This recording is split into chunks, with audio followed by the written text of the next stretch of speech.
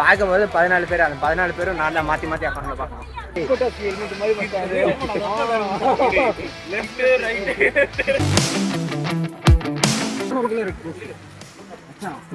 சரிடா சிட்டியோட blue print வேணும்.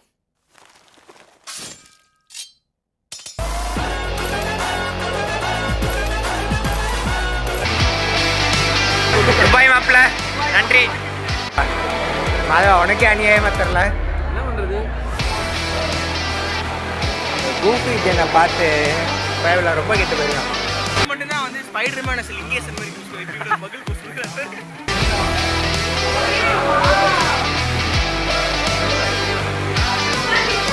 எங்க போனாலும் வந்து கையில் ஒரு 50 ரூபா 100 ரூபா வச்சுக்கோங்க, தப்பே இல்லை.